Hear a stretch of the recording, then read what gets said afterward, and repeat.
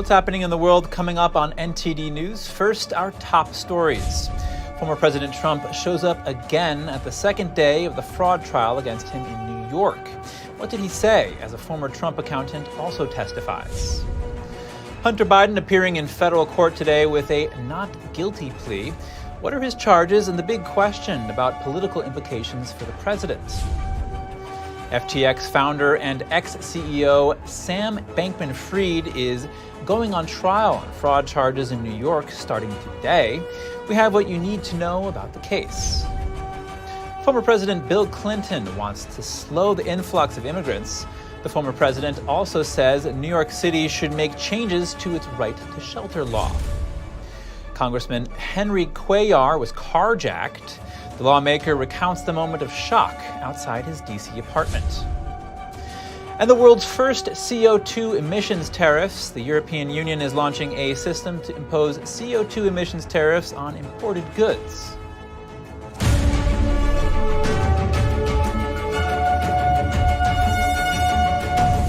Welcome to NTD News Today. I'm Chris Beers. Our top news: Hunter Biden pleading not guilty to gun charges in the president's home city. The big question: will these legal challenges spell trouble for his father's run for a second term?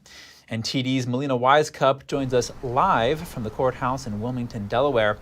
Melina, first, tell us more about this case and what exactly happened in that courtroom today.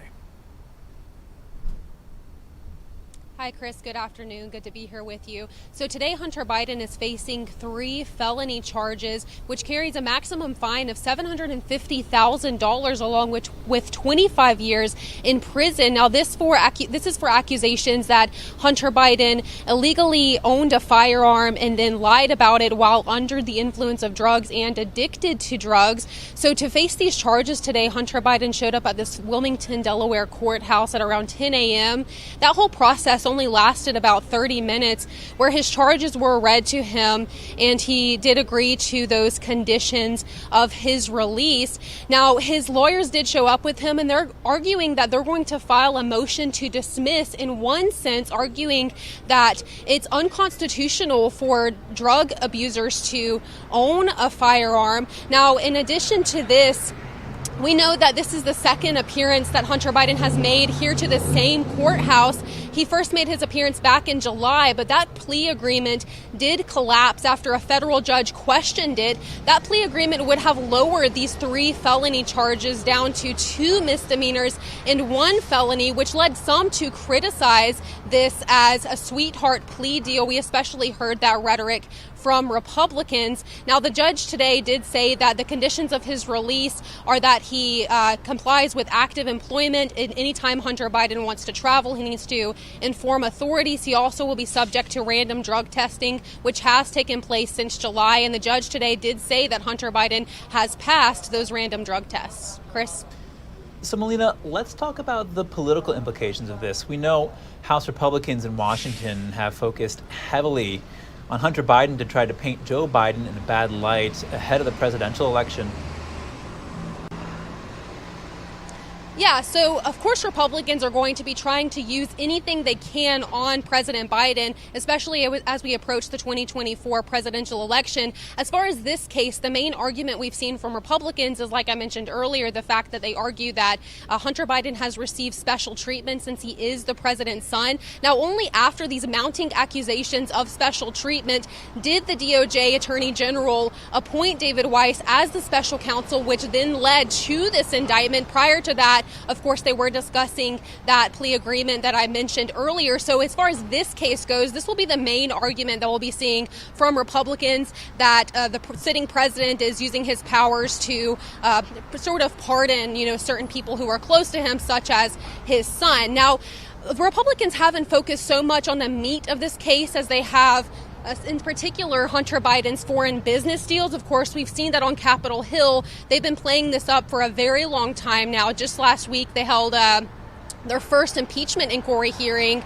kind of diving into the president's son's foreign business deals and trying to prove whether or not President Biden has been directly involved here. So we're going to see much less focused on this case in particular, but more focus from Republicans in the area of Hunter Biden's business deals and trying to tie that then back to President Biden. Now, Democrats that we've heard from on Capitol Hill have repeatedly argued to us that the president's son's actions should hold no weight over how people view the sitting president, whereas President Biden, the way he's reacted to all of these political dramas that are going on around him is that he's denied any involvement in his son's business deals. And as far as this case goes, him and Jill Biden have said that they support their son as he's recovering from his addiction and trying to build his life back. So we can definitely see how Republicans will definitely be hammering this throughout the next couple of years as we approach that 2024 presidential election, and Democrats will have to try to stave off some of these arguments. I imagine that will be the case. Thank you very much, Melina. Is the House Speaker getting the boot? Representative Matt Gaetz moved to oust Kevin McCarthy from the position last night. The House will have a vote soon, as I spoke with political reporter for the Epoch Times for more on the chaos in the Republican-controlled House.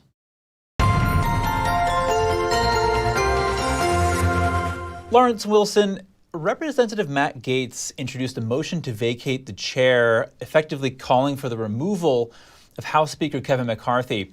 How did we get to this point? Well, there's a small group of Republicans in the House who simply don't trust McCarthy and haven't trusted him from the beginning. That really began this summer with the Fiscal Responsibility Act, which they say went back on the deal they made earlier, that was the Limit, Save, Grow Act. Then it came to a head last week around this continuing resolution, which they really don't favor. These are people that want to see appropriations bills one at a time until it's done and don't keep kicking the can down the road. That's really the gist of it. And also, Gaetz says McCarthy cut a deal, quote unquote, with President Biden to fund Ukraine in its fight against Russia. What's this deal, and why is Gaetz upset about it? Well, Gaetz believes that it was a deal to take Ukraine funding out of this continuing resolution, which will fund the government for 45 days, take Ukraine funding out, but then a side deal with the president. Don't worry, Mr. President, I'll put that back in later. We'll vote on it later. McCarthy says that's nonsense. He said, look, they asked me, when this deal goes through, will we still be able to send the existing Ukraine money to Ukraine, which is common when there's a continuing resolution. And McCarthy simply said, in his words, I told them yes, but if it turns out not, we'll fix that later. So McCarthy says it's nothing. Gaetz is convinced it's some sort of collusion with the president. So there's all this conflict between Gaetz and McCarthy. But how likely is it that McCarthy will actually get ousted from his position? If I knew the answer to that, I would be betting on the World Series right now. No one knows. They really only need 4 Republican votes in order to make this successful, and it looks like they may have at least 3 and some leaning, so it's very possible. On the other hand, a great many Republicans in the House support McCarthy. They think he's a good speaker, he's doing a good job getting things done, and then, of course, the Democrats are a wild card. Will they back that play, or will they work with McCarthy in exchange for some concessions? We really don't know. Now, what's McCarthy's response to all this been? Well, he's trying to play it off as I'm focused on appropriations. We have just a short time to get all these spending bills done. That's my focus. This is just no big deal. He sort of said to Gaetz last week, he said, bring it on. You know, if you want to go after my job, go ahead and try. He also throws a little shade at Matt Gaetz because Gaetz has an ethics investigation underway against him in the House. And so McCarthy's trying to portray Gaetz as sort of having a vendetta, an axe to grind against him. So he's trying to a little bit isolate Gaetz in this process. All right, political reporter for the Epoch Times, Lawrence Wilson, thank you. Another big case, this one over in New York. Former President Trump is in court for day 2 of the trial for fraud. The judge is deciding on a penalty after ruling last week that Trump inflated his assets to secure deals and loans. NTD's legal correspondent has the latest from the courthouse today, but first, here's Trump this morning. Judge Engoron has been given false and extremely misleading information about my net worth. Private company, nobody's supposed to know my net worth, but now everybody is and will, and I hope you're impressed. We built a great company. But he's been given false information, misleading information, and corrupt information by a very corrupt and incompetent Attorney General, Letitia James. This woman is grossly incompetent. She ran on the basis, I will get Trump without knowing anything about me. So he's been given this information. It's now been proven to be false, such as Mar-a-Lago in Palm Beach, Florida, being worth $18 million when in fact it's much closer to $1.5 billion. And I appreciate very much the officials of Palm Beach calling yesterday and writing and saying that she was very wrong. That's not the way you value the property. It's day 2 in what's expected to be a months-long trial in the financial fraud case brought by New York Attorney General Letitia James against former President Donald Trump and his 2 adult sons and the Trump Organization. On Tuesday, the state's first witness, Donald Bender, returned to the stand. Bender is an accountant who worked for the Trump Organization for years. He testified on Monday that Trump had a practice of reporting large losses on his tax returns every year for a decade. Today, Bender returned to the stand and testified that the Trump Organization and its trustees were responsible for all statements of financial condition from 2011 to 2020, and that his company relied on the Trump Organization and trustees for representations of the estimated value of the assets. A number of documents dating back to 2011 were admitted over the defense's objections that they were outside of the statute of limitations. Bender is still on the witness stand as the state goes document by document to establish that Trump defendants were responsible for compiling the numbers of every statement. This goes toward the state's contention that the defendants repeatedly committed fraud in the valuation of the Trump assets. Chris, back to you. Bill Clinton says we need a change to the immigration system. The former president spoke in New York and addressed the city's controversial right to shelter law.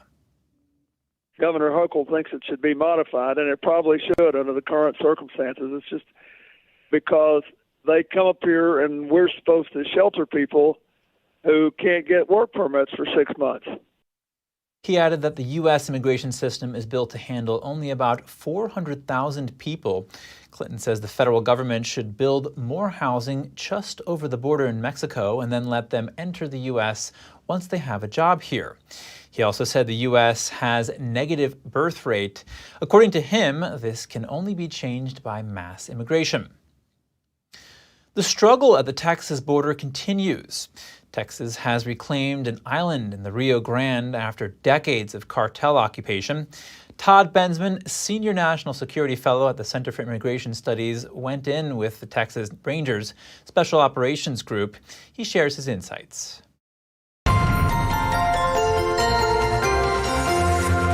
Todd Bensman, thank you for joining us. You were with Texas law enforcement as they reclaimed Fronten Island from Mexican cartels. Tell us your experience. Sure. Well, video and photos and my whole story is posted in the Daily Mail. So for more, you can catch it there. But the initial phase of the operation is to go in with heavy security and secure the perimeter of this 170-acre island called Fronten Island, so that behind them, Texas National Guard engineers can come in with heavy earth-moving equipment. And for the next several weeks, they will be out there clearing all the vegetation off of this island. And then as they clear it, they'll be stringing fortifications all along the exterior edges of the island and creating kind of protected bunkers all the way through, and they're going to they're going to hold that island by force of arms against the cartels, which are right across the river and commonly fire at law enforcement.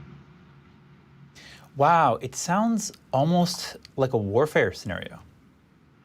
It's kind of like a warfare scenario. I mean, this island has been, for decades, a center of cartel drug trafficking, mainly drug trafficking, but also weapons trafficking south into Mexico and cash smuggling from their drug proceeds also south.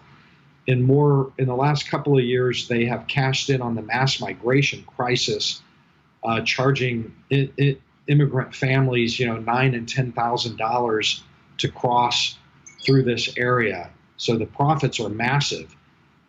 They do not want to give up this island. They will defend it. They have defended it in the past. But now Texas has learned that this island actually does belong to Texas. It's in Texas territory. And they went in yesterday, and they're going to stay there, it looks like, for the foreseeable future. Now, after all these years, why is Texas choosing this moment to go after this island? I mean, you kind of touched on this, but maybe you can say a little more. Well, the Texas officials that I interviewed for this tell me that the main reason is because it's always been terrible there, because neither the Mexican law enforcement or military or the American law enforcement could go onto that island because they didn't know who it belonged to, and you're not allowed to go on somebody else's country without permission, but nobody knew who should give permission. So the cartels just took it, and they've been using it as a safe haven, as a place where they could take sanctuary when the Mexicans are attacking them or cracking down, or when the Americans are chasing them. They can go to this island and find safe haven there, and it's been a problem for a lot of years. But in the last couple of years, it has gotten really bad. The number of incidents of shooting, of combat between all the different factions. Finally, the Texans just decided we've had enough. Our people in the Fronton area are living in extreme physical insecurity, and let's figure out who owns the island. And because Border Patrol's gone too, processing immigrants, they're not down there anymore like they were. So Texas is going to do the federal job of securing that island and denying it to the cartels. All right, Todd Bensman, thank you again for that fascinating insight. Sure. And Apple admitting that an iOS 17 bug may cause iPhone 15s to overheat, and an update could be the solution. Stay tuned for more on that story when we return.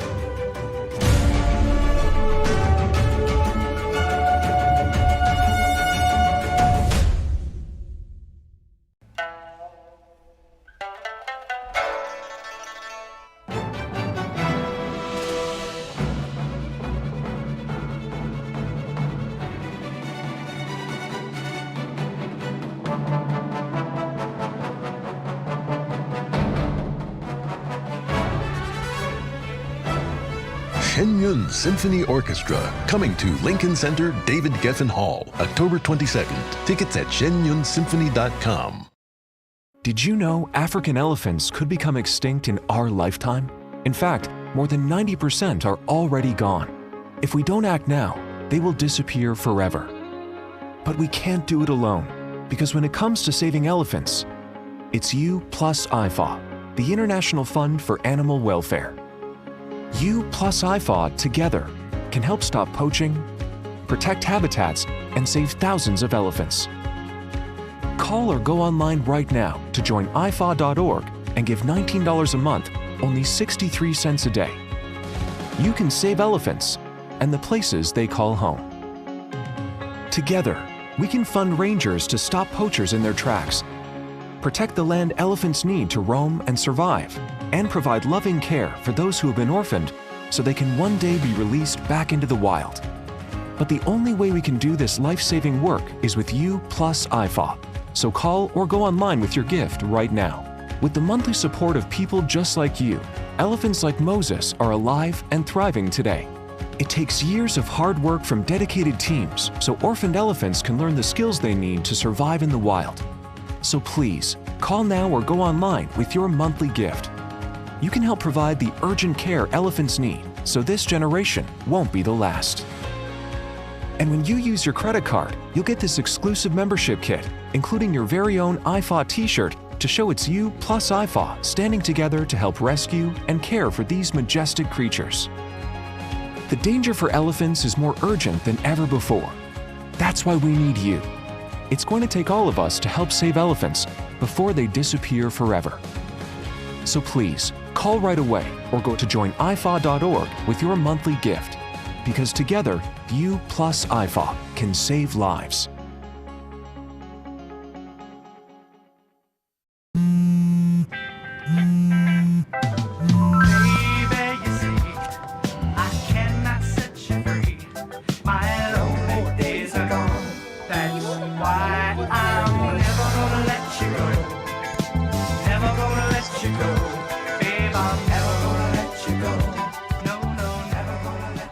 Here you go. Thank you. Thank you.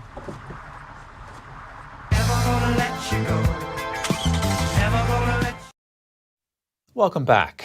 Congressman Henry Cuellar was carjacked in Washington, D.C. last night. The Texas Democrat described the incident, which occurred when he was parking his car. I was just coming into my place. Three guys came out of nowhere and they pointed guns at me. I do have a black belt, but I recognize when you got three guns. I looked at one with a gun, another with a gun, a third one behind me. So they said they wanted my car. I said, sure, you got to keep calm in those situations. And then they took off. They recovered the car. They recovered everything. What really got me upset was they took my sushi. But anyway, that's something else. And they did recover the sushi after all. D.C. police say the incident happened around 9:30 p.m. The U.S. Capitol Police said detectives are working to track down 3 male suspects. The carjacking took place roughly a mile from the Capitol. An MPD crime alert is asking the public to call 911 if they see the suspects. Boston's police commissioner says he is dumbfounded that the city council voted against funding the department's Boston Regional Intelligence Center.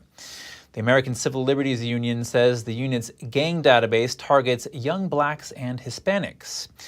Known by its acronym BRIC, the center's mission is to fight crime and prevent terrorist attacks. Democratic Mayor Michelle Wu initially opposed the funding for the division, but she voiced her support after the department removed irrelevant and outdated names from the database. Police Commissioner Michael Cox was astonished by the city council's decision. He said that the database isn't designed to pursue suspects based on race. Instead, he argues that BRIC addresses the rise of violent crime in the city. A Kansas police chief is now resigning. This comes after he led a raid on a small weekly newspaper. The publisher's elderly mother passed away a day after the raid. The mayor and the city council confirmed that police chief Gideon Cody is resigning from his post. He led the raid in early August after a local restaurant owner accused the newspaper of illegally accessing information about her. Newly obtained body camera video now shows more footage from the raid. We all on board with that? Okay. I think if anybody's going to be encrypted, it's going to be that one. So I think the rest of these we're good to photograph, unplug. Legal analysts say the raid on the newspaper violated a federal privacy law or a state law. The laws shielded journalists from having to identify sources or turn over unpublished material to law enforcement. Sam Bankman-Fried, the indicted founder of cryptocurrency exchange FTX, goes to trial today. This comes nearly a year after FTX collapsed and declared bankruptcy. Here with me live is NTD business host Don Ma. Don, give us the details on this. All right, Chris. So the trial is expected to, last about 6 weeks, and jury selection begins today in New York. It's expected to take up most of the day today. A U.S. District Judge Lewis Kaplan will ask a pool of New York residents about their backgrounds and experiences, and weed out any prospective jurors who may be biased. And then opening arguments will likely follow later in the week. U.S. Attorney Damian Williams is overseeing the prosecution. He's actually calling this case one of the biggest frauds in the country's history. Now, in order to get a conviction, prosecutors has to convince the jury beyond a reasonable doubt that Bankman-Fried defrauded FTX's customers and that he knew at the time that what he was doing was wrong. Now, if he's convicted and he's sentenced to the maximum punishment, that could mean life in prison for Sam Bankman-Fried. And 3 former members of Bankman-Fried's inner circle have pleaded guilty and are set to testify against him at trial. Wow, this is just incredible. What's Bankman-Fried's defense going to look like? Right, so his lawyers are expected to argue that Bankman-Fried thought FTX was actually allowed to make investments with customer funds, just like banks use deposits to make loans. Bankman-Fried is expected to argue that FTX's terms of service actually did not prohibit the exchange from using customer funds for its own purposes as long as it allowed users to withdraw their money. He has acknowledged inadequate risk management, but he denies stealing the funds. His lawyers have also said pooling and reallocation of customer funds was common among cryptocurrency platforms. What are the charges here, Don? So Bankman-Fried faces 7 counts, including wire fraud and securities fraud.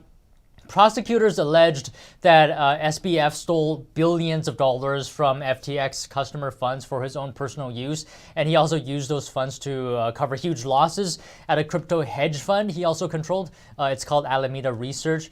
They also say SBF defrauded investors in FTX by covering up the scheme. And also worth pointing out is that U.S. prosecutors have dropped a campaign finance charge against him because of treaty obligations to the Bahamas. That's where he was arrested. The campaign finance charge claimed that the former billionaire illegally donated millions of dollars to political campaigns to supposedly buy partisan influence. All right. Thank you very much, Don. Thank you, Chris.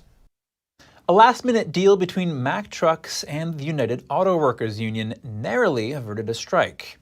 The UAW announced Sunday the 11th-hour tentative contract agreement just 9 minutes before the contract was set to expire. The 3,900 rank-and-file union members must now ratify the deal for the contract to go into effect and put the risk of a strike to rest. This comes as the UAW continues its strikes against General Motors, Ford, and Stellantis, formerly known as Fiat Chrysler. There are now more than 25,000 UAW members on strike at the Big Three after the union expanded its strike to 2 more assembly plants last Friday. Tens of millions of retired Americans are waiting for the cost of living adjustment, or COLA. The Social Security Administration is set to announce the COLA later this month after a potential government shutdown was averted. The U.S. Bureau of Labor Statistics is scheduled to release September's Consumer Price Index data on October 12th.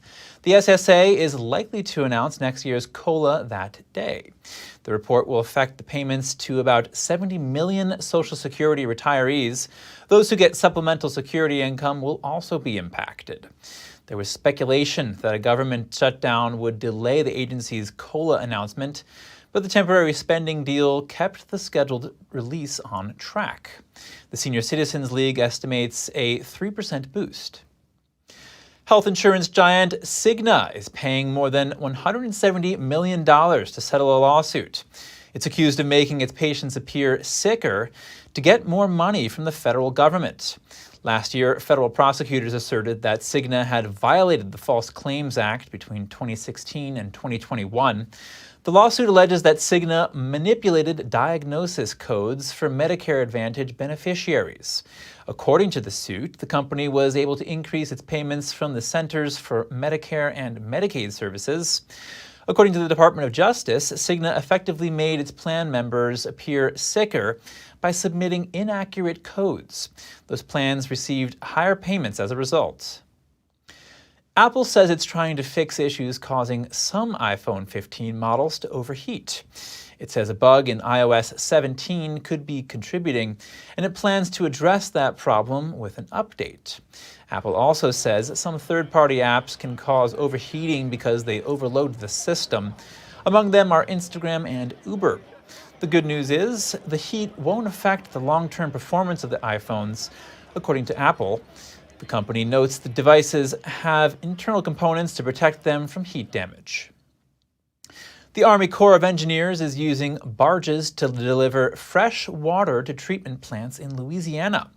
A load of 500,000 gallons has arrived at the Port Sulphur Water Treatment Facility. It's needed because salt water has pushed its way up the Mississippi River. That's a natural occurrence, but usually the river's water flow prevents it from coming upstream. The problem is the river's water level has been low this year. When the salt water travels too far upstream, it threatens municipal water supplies. The Army Corps of Engineers is ramping up efforts to deliver 36 million gallons of fresh water per day in case the salt water travels further. Don't panic tomorrow when your smartphone lets out a loud noise. The federal government is planning a nationwide test of the emergency alert system at 2:20 p.m. Eastern Time. The test will include wireless emergency alerts in addition to television and radio. You should also receive a text message telling you it's only a test. This is only the second time the federal government has sent the alert to mobile phones. Similar warnings you may have received, like Amber Alerts, likely originated from the state you live in. That was also the case in 2018 when a worker in Hawaii accidentally sent residents an incoming ballistic missile warning. And if you have any news tips or feedback for the show, please feel free to email us at news.today@ntd.com. Up next, what defines Senator Feinstein's legacy? We take a look back on her political journey and the role she played in shaping Washington's China policy. And Facebook and Instagram are likely launching an ad-free option in Europe. Meta looks to put a price tag on that service. We'll have the details soon when we return.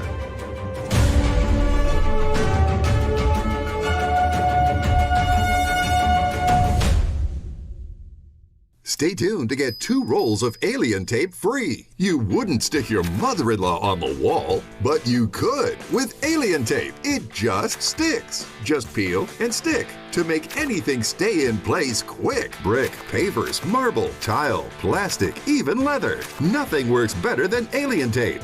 You wouldn't stick your fishbowl on a moving car, but you could with alien tape. The secret is nano-stick technology that grabs and locks on to secure one side of the surface to the other. Alien tape secures in seconds, then twist, pull, and rinse to reuse. Call or go online to get your first roll of alien tape for just $19.99, plus shipping and processing. But to make this deal really stick, we'll give you 2 more rolls absolutely free. You get 3 rolls of alien tape for one low price. Order now.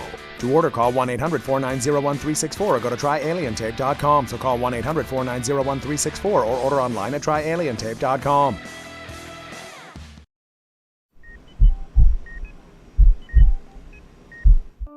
I had a pretty normal mom life.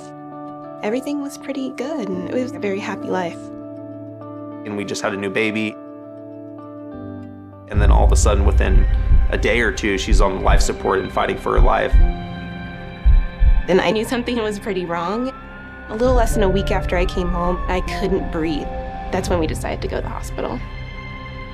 I was given the diagnosis that I had peripartum cardiomyopathy, which is basically a pregnancy-induced heart failure. They told me my only chance was a heart transplant. And the American Heart Association helped make that possible. Their research helped save me. This could not happen without monthly donations from friends like you. Your sustained support helps fund life-saving research that leads to medical breakthroughs, like those that gave Jen a second chance at life. Heart disease is the #1 killer in America, and we urgently need your help to save lives. Go to helpheart.org or call now to become a monthly donor today. Your donation of only $19 a month, just 63 cents a day, will make a difference through prevention, early detection, treatments, and cures that help save lives. I am very thankful for the American Heart Association. I'm grateful for just every day that I get with my children. Please go to helpheart.org or call now with your donation of just $19 a month. Join our community of monthly donors, and you'll get this limited edition t-shirt you could wear to show you're helping save lives. One simple act today can save your life or the life of a loved one. So please, call or go to helpheart.org now to help save lives.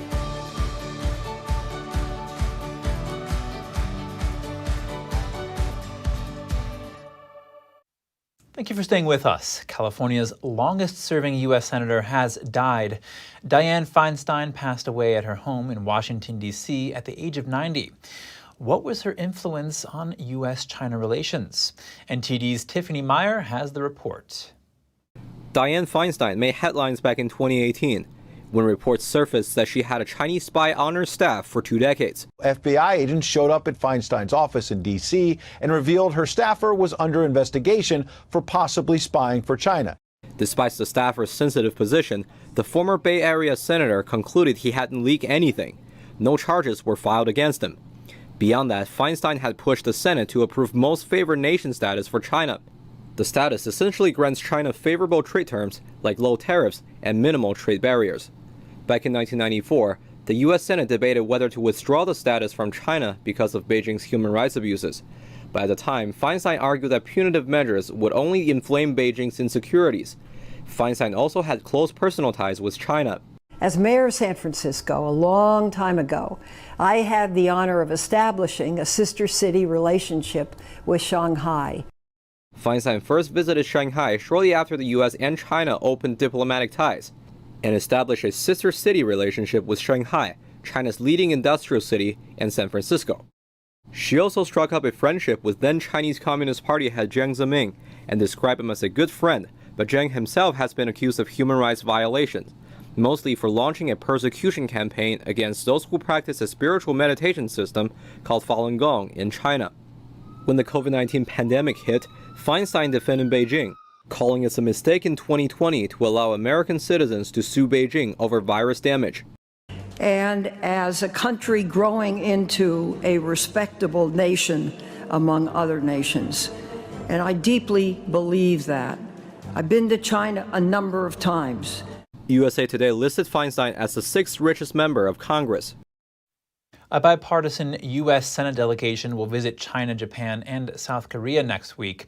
Senate Majority Leader Chuck Schumer's office confirmed the news today, saying the trip aims to promote U.S. economic and national security interests in the region. Republican Mike Crapo will co-lead the group of 6 senators. His office said earlier the senators hope to meet with Chinese leader Xi Jinping. Here's some more short headlines from Asia. The U.S. and the Philippines are holding a joint Navy exercise aimed at boosting international defense cooperation in the region. About 700 sailors and Marines from the Philippine Naval Forces are involved in the annual event. An opening ceremony was held yesterday in the country's capital. Other countries are also participating, including Japan, South Korea, Canada, France, and Australia. The War Games will last until October 13th. 4 earthquakes rocked western Nepal today in just 1 hour. The strongest was a magnitude 6.2. The quakes caused damages to homes and triggered a landslide that blocked a busy highway. 1 person was reportedly injured by a falling object. Tremors were even felt in New Delhi, India's capital. While people fled buildings in the north of India, there were no reports of damage. Staying with India, a government hospital in a western state saw the death of 24 patients, including 12 infants, over the course of 2 days. Relatives of the victims blamed the hospital for a lack of attentiveness from doctors and malfunctioning machines. Yet state officials denied those accusations, saying there were no shortages of medicine and medical staff were present. The incident is similar to one that occurred in August near Mumbai, where 17 patients died within a 12-hour period. A chaotic scene in the center of Thailand's capital city after a gunman opened fire inside a major shopping mall. 3 people were killed and 4 injured. Thai police arrested a 14-year-old suspect. Footage captured people, including children, fleeing the mall, assisted by security guards. Witnesses reported hearing multiple gunshots. We see all the people run. We don't understand why it happened. And so we go after them. And after that, we hear a shots, very shots. And everyone was scared and petrified. And they moved everybody, and they moved everybody into the next building you see over there. So what happened was that there was just gunshot after gunshot. I heard about 5 shots firing. Thailand's prime minister expressed concern regarding the incident. Meta platforms could soon start charging for ad-free versions of Facebook and Instagram in the EU. That's according to a report by the Wall Street Journal yesterday. It says the FEE could be close to $10.50 a month to get one of the products on a PC. Let's zoom in. The journal says the cost for mobile users might be even higher, with Meta factoring in commissions charged by Apple and Google app stores. It all comes after Meta was fined over $400 million earlier this year by Ireland's data privacy watchdog. The company was told it didn't have a legal basis to send users ads based on their online activity. Meta subsequently said it would ask users in the EU for permission to let firms target them with ads. Now the social network has told European regulators it will roll out the ad-free option in the coming months. A Meta spokesperson told the WSJ that it believed in free services supported by personalised ads. But the firm said it was exploring options to comply with evolving regulations. News of the possible fees was first reported by the New York Times, which gave no detail on the exact costs. And now more updates from Europe. The world's first CO2 emissions tariffs, the European Union on Sunday launched the first ever system for CO2 emissions tariffs. That's on imported steel, aluminum, cement, fertilizers, and other goods. The bloc will not begin collecting any emission charges at the border until 2026, but now importers have to report CO2 emissions from producing the goods. The future of the UK's high-speed railway project is still unclear. Prime Minister Rishi Sunak on Tuesday saying he's still considering whether to scrap or delay construction of the northern leg of the train line. The Prime Minister says he'll take his time to make the right decision on the project's future. Now heading south to Greece, Greek authorities are shutting down the country's biggest sports stadium. That's amid concerns over the stability of the steel dome. The stadium is an architectural landmark built for the 2004 Athens Olympic Games. The 70,000-seat stadium hosts major sporting events throughout the year, as well as sold-out concerts, most recently Guns N' Roses this summer. And over in Turkey, officials say they're combating militants. Turkish security forces detained nearly 90 people across the country overnight. That's over suspected links to the outlawed Kurdistan Workers' Party. This comes 2 days after a bomb attack in Ankara claimed by the militant group. Turkey then carried out airstrikes on militant targets in northern Iraq, hours after the party claimed responsibility. Coming up, a German robot can collect garbage, water trees, and even mow lawns. The CityBot can also transport people during the day autonomously. And visitors can take a spin in famous film cars at a new museum near Paris. A French car collector shows off his Batmobiles and Fast and Furious racers. More shortly here on NTD News Today.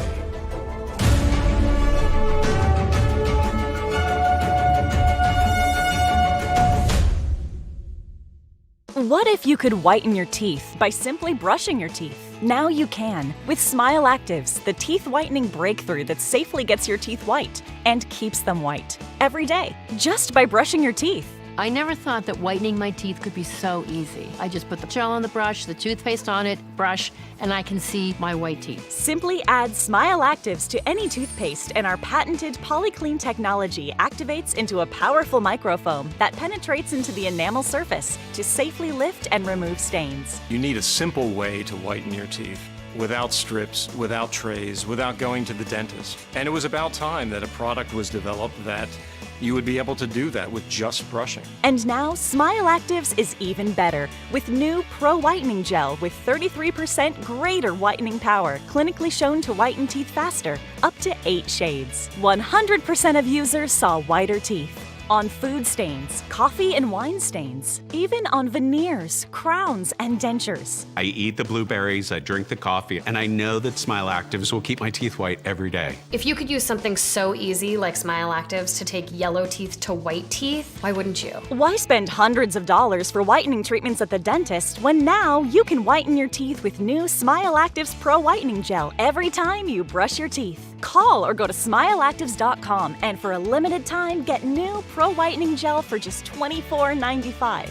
Order in the next 5 minutes and buy one get one absolutely free for just $24.95. That's 2 for 1 and save 58%. We'll even include free shipping. Get your teeth whiter guaranteed or return it within 60 days for your money back. I smile every day now. The difference is literally night and day. So now I'm always smiling, always cheesing, because now my teeth are much whiter. This offer is not available in stores, so call or click now before the special buy one get one free offer goes away. Bars should lock up criminals, not your back. Don't get the shakedown from lesser spine surgeons who utilize screws, rods, and disc replacements. At Bonatti, no hardware is ever used. 65% of patients come to us after receiving failed back and neck surgery at other facilities. With 98.75% patient-reported satisfaction, you don't have to be a prisoner to your pain. Bonatti succeeds where others fail. Visit AskBonatti.com. Anyone who's ever sold a home can tell you it is really hard. That's why who you work with matters. Together with HomeLight, we've helped thousands of people sell faster and for the best price.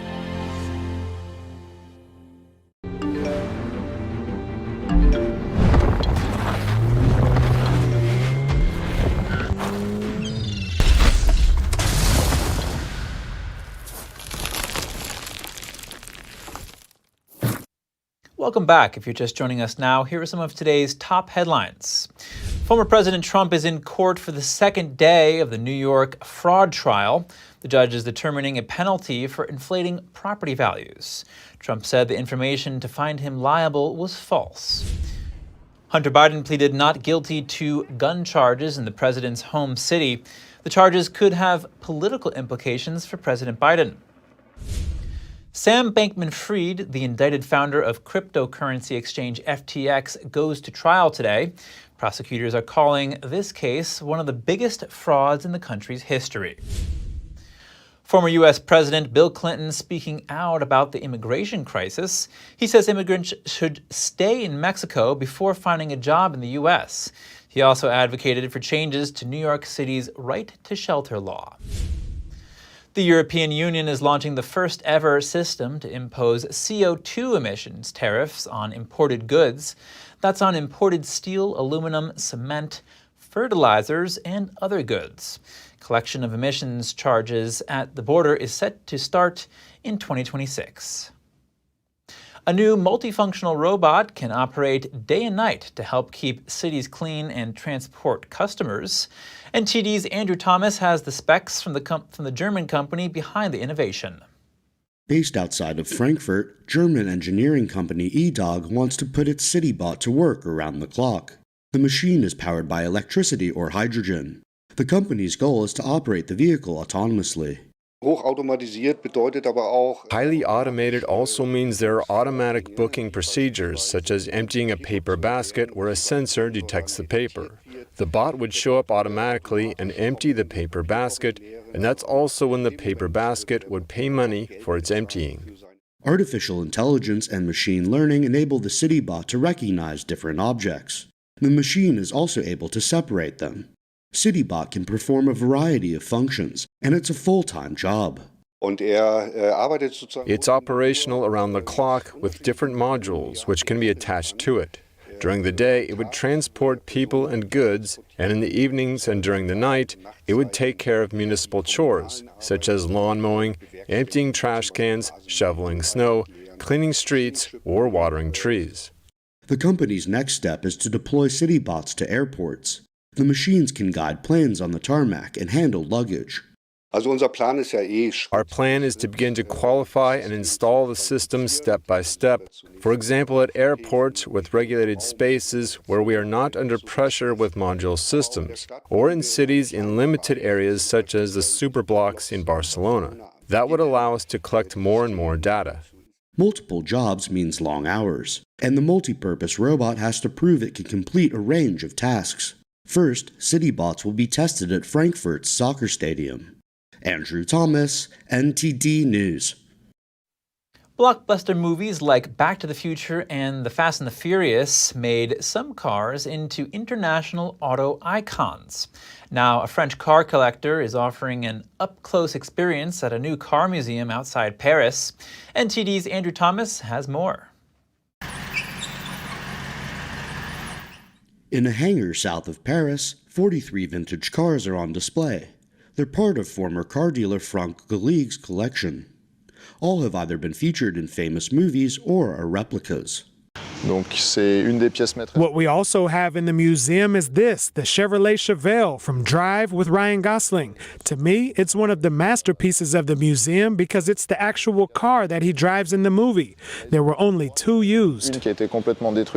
Gallig's movie car's central operation isn't just a museum. Visitors can pay to take a spin in more than 10 vehicles. I always wanted to do something which looks like a museum because that's the only word that I see for it. But I don't like the fact that it's all immobile, dead. I wanted it alive. That's why everybody can drive the cars, can take them outside for a ride on our private field or on the open road. One of those cars for hire is a vintage DeLorean depicted in the 1985 film Back to the Future. I found this DeLorean and converted it into the vehicle from Back to the Future. When I bought it, it was a normal DeLorean without any of the equipment we can see here, the time machine circuit and the equipment for the time-traveling machine. It took me 6 years to find all the different parts. Gallig also owns 2 Batmobiles and 12 cars from the Fast and Furious franchise. The museum has 3 new cars coming in soon. And that's all for today's news. Thank you for tuning in. I'm Chris Beers.